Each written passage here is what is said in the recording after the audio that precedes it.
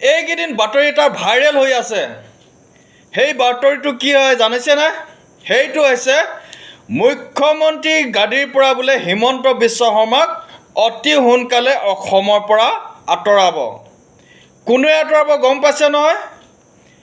সেই কেন্দ্ৰৰ যি নেকি আমাৰ প্ৰধানমন্ত্ৰী অমিত শ্বাহ ডাঙৰীয়া, এইবিলাকে বোলে মুখ্যমন্ত্ৰীৰ কামত একেবাৰে সন্তুষ্ট নহয়, সেইকাৰণে অসমৰ পৰা ইয়াক অব্যাহতি দিব আৰু কেইজনমান মানুহ চিলেক্ট কৰিছে বোলে তাৰ ঠাইত সেইকেইজনক অসমলৈ আনিব। এইটো সম্পূৰ্ণ গোকাত মিছা। যিটো নিউজ এতিয়া বাজি আছে সেইটো হৈছে মিয়াৰ মানে যি নেকি বাংলাদেশী, সেইসকলে এই বাতৰি চলাই আছে। এইবিলাক হৈছে পৰ্টেল নিউজ।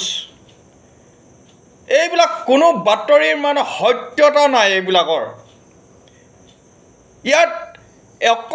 ইহঁতৰ উদ্দেশ্য এটাই হৈছে মুখ্যমন্ত্ৰীৰ যিটো প্ৰতিচ্ছবি, সেই প্ৰতিচ্ছবি লাঘৱ কৰা। এইটো সম্পূৰ্ণ মিছা কথা। মই ভিডিঅ'টো নবনাওঁ বুলি ভাবিছিলোঁ, কিন্তু যি ধৰণে এছামে অসমৰ ৰাইজে বিশ্বাস কৰি লৈছে যে মুখ্যমন্ত্ৰীক এইবাৰ অসমৰ পৰা খেদাব। কিয় এইবিলাক ভিডিঅ' বনাইছে গম পাইছে নাই? এই উচ্ছেদ যে চলাইছে, এই মিয়াখিনিক খেদিবলৈ যে বিচাৰিছে, সেইকাৰণে ইহঁতে তাৰমানে এটা বাতৰি মানে প্ৰচাৰ কৰিবলৈ চেষ্টা কৰিছে, যাতে এই বাতৰিটো অসমৰ সকলো ঠাইতে বিয়পি পৰক আৰু মুখ্যমন্ত্ৰীক অসমৰ পৰা কেনেকৈ আঁতৰাব পাৰি তাৰে মানে ষড়যন্ত্ৰ।